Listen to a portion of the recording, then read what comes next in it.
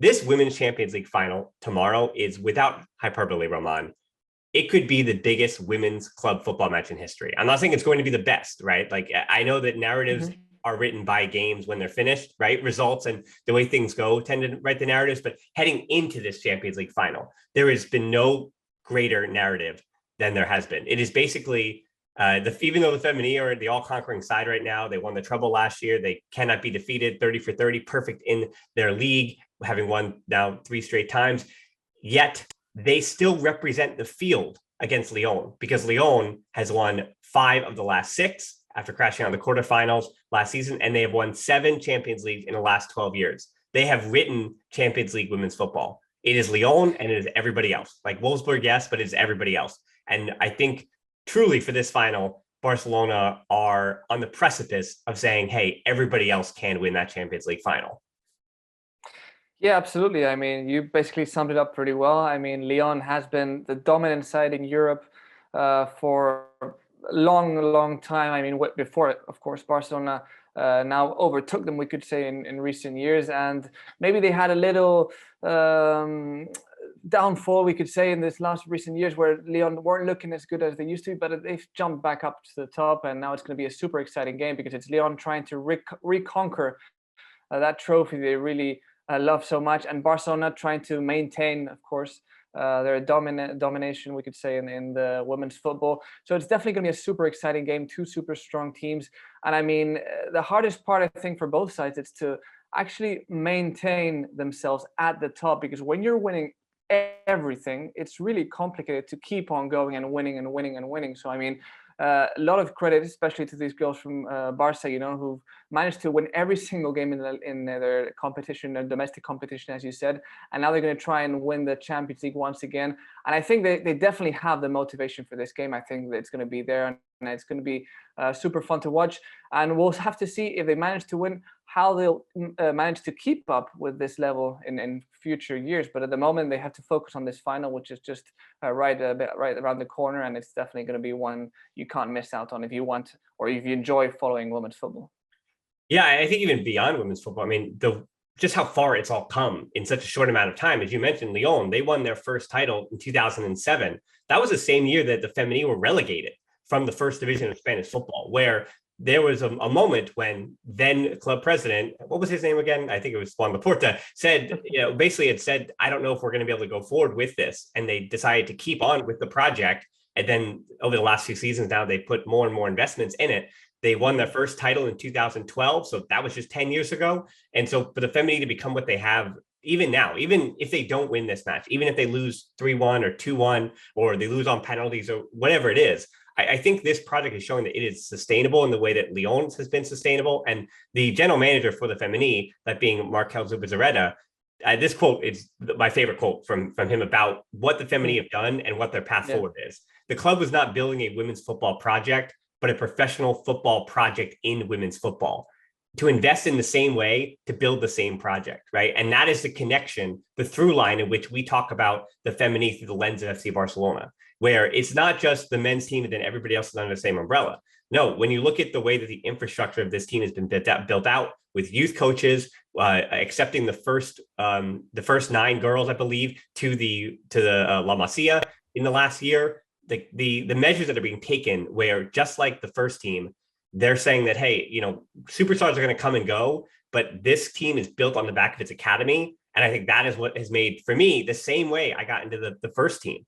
The fact that there are superstars. Barcelona is maybe the best city in the world. I mean, you live there, not me. So one of the best cities in the world. And so, of course, it's going to attract superstars, right? Lewandowski is like, hey, I think I want to sit on a beach in Barcelona instead of going somewhere else and dealing with another Munich winter. And so for women's football, it's the same thing, where they come to Barcelona, they come to play, but this team was built on the back of the academy and will continue to be, in moments of need, built on the infrastructure that FC Barcelona as a whole project is built. And that's why I think this is sustainable for the women's team, regardless of what happens. And I also think the 90,000 people that filled the Camp Nou on 2 occasions is also a good sign that this is maybe not say just the beginning, but this is a new era. And this thing with Lyon that's happening, again, they're the one team that they haven't conquered because they didn't have to conquer them last year. So Lyon really is, it feels like I haven't played video games in years, but it feels like that final boss, right? Like the final challenge you have to overtake. You have to take the treasure from from that from Bowser if you're Mario Yeah. or whoever it may be, Definitely. I mean, it's going to be winning that. I think it's just going to not complete the project, we could say, but definitely take it to a really high level and say that they have achieved amazing things. And as you said, it's kind of followed the foundations of what Barca is, developing the youth system, working really hard on that. And it's surprising to see how both the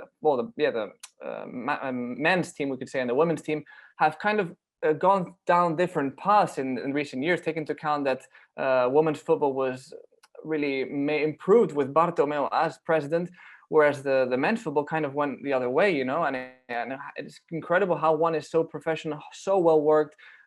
Job has been done fantastically, and then you have the men's club where the spending was horrifying, and the economic problems have surfaced now all in one go. So it's just so surprising to see how things diverge one way or another, take into account that it is the same club after all. And it maybe makes you think that the fact that the men's team can spend so much more money than the women's team, maybe it doesn't make you work so much or figure out how you really properly want to spend that money to make it work.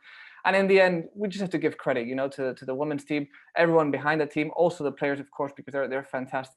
They're doing super well, and it's incredible. And I'm really proud, as a Barca fan, to see how we're one of the best teams in the world. We're helping women's football, to take a step forward worldwide. And now we can fill up stadiums, as you mentioned, twice. I was actually in the first one against Real Madrid in the Clásico.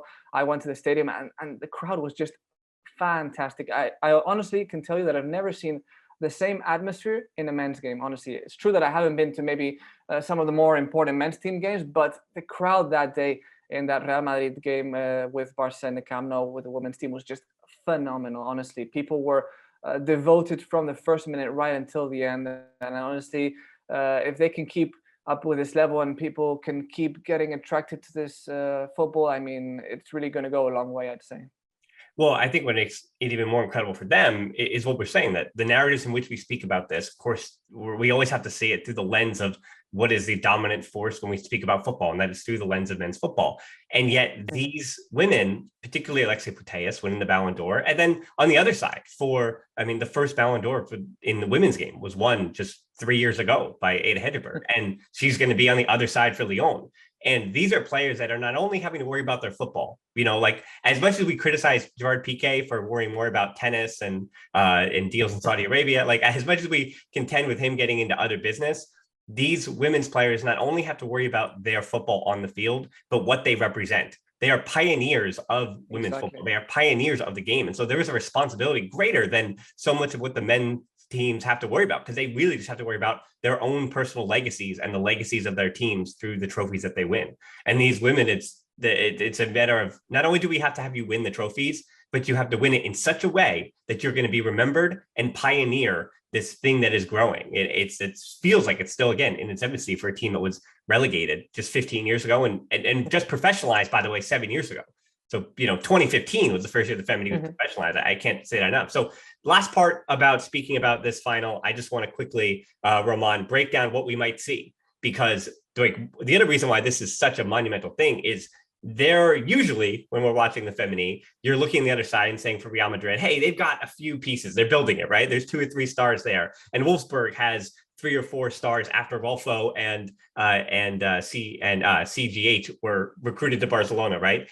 And yet you look at these 2 starting lineups, and on the other side, it's just as strong for Lyon. And that's what's, I think, not to say terrifying, but that's why for the first time this season, there are, I think, some real nerves, right? Like Jenny Hermoso can look across and say, hey, the 22-year-old American, Caterina Macario, and Ada Hegerberg, who I already mentioned, a former Ballon d'Or winner, they arguably are a better strike force than what Barcelona has. Yet they have Mariona will likely be still returning from injury, but she'll likely start alongside Jenny and Graham Hansen, as you know, on the right side. And then I expect to see Alexia and Patri and Bonmati in the middle, and then Rolfo on the left, rather. And then you're obviously going to have Jenny somewhere there again as the attacking midfielder, and then Paredes and Torrejon.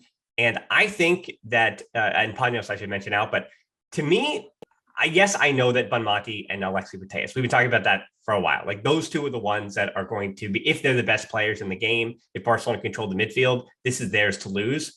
But Mappy Lyon is the player, when looking at Lyon, she's the one that I'm interested in watching, because the way that Graham Hansen gets free on that right wing is through those diagonal switch play from Lyon, and that being Mappy Lyon. So when Mappy has time to get on the ball and switch to the other side, Barcelona are so much more dynamic. Again, for the midfield, it's just going to be a fight with Lindsay Horan, and Henry and Egarola if she's healthy. But for the Barca midfield, yeah, they're going to have the hands full. And if Lyon can use her passing to open things up, as well as her defending, like Mappy's defending is not say here or there, but the reason why Irene Paredes was brought in from PSG, again, the team that conquered Lyon last year, that's another subplot here, that Paredes is the defender's defender, the one who's just tasked with, hey, can you shut down Hedberg? But Macardio, with her movement, if she can pop up, very much like Jenny does, she plays a number 10, if she can pop up in a really dangerous spot, it's going to be on Lyon and Mappy to put out that Mappy Lyon rather to put out that fire. So that's certainly where I'm looking as one of the key places in this game. Yeah, I mean, you summed it up perfectly. But in the end, I think it really comes down to Barca being able to play their football, because if they manage to have control, to have the possession, to build from the back like they like to, I mean, of course, Lyon are going to have their chances. It's undoubtable because they have quality and they're also going to try and have the ball themselves. But I mean, Barcelona have, for me, one of the best midfields there is out there in women's football. And as you said, Bonmati and Putellas are just two key players for Barca, especially not just having the ball, but going forward. Barca has a lot of key players that are capable of generating a lot in attack. And even girls like Pina, who for me this season has really developed her football a lot. She's looked fantastic.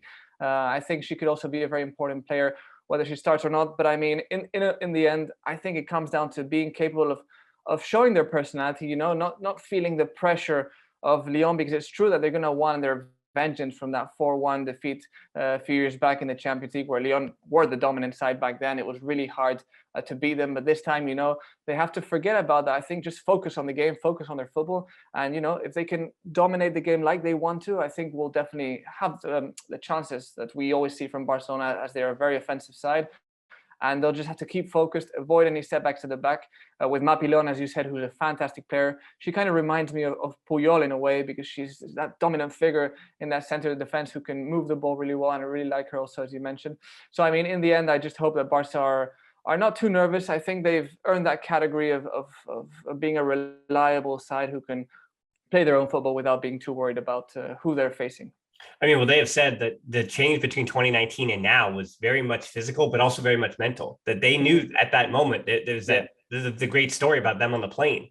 On the plane, not only are they sad, but they're saying, "Hey, not only we're more angry than sad. We're motivated." That they knew that they physically weren't up to it. That mentally they had to be tougher, and they have been nothing short of. My favorite word for them is inevitable. They've been inevitable. They've been ruthless, and they've been unstoppable. And right, and it is what it's. What is that saying? That when an immovable object meets an unstoppable force, right? That's basically what this is between Lyon and even their manager, that being Lyon. Sonia Bonpastor. I mean, she's been around the block before as a player, where she's won the Champions League before with Lyon. She's a figurehead for them. She's a club legend, and she could be the first player/manager to win the Champions League title. On the other side, Jonathan Grelzda could beat his former manager, as in he was the assistant in Luis Cortez. He could beat his record and become the youngest Champions League manager in history. And I think that would be, I mean, I don't even think, but that would be men and women. I don't even need to look that up. He said his mid-30s. Like him and I are very similar age. So very much on the same page there. So it is a final that we are all anticipating. Again, I think, as I said, it's arguably the biggest women's club football match in history. That's why we did a full 15 minutes on it.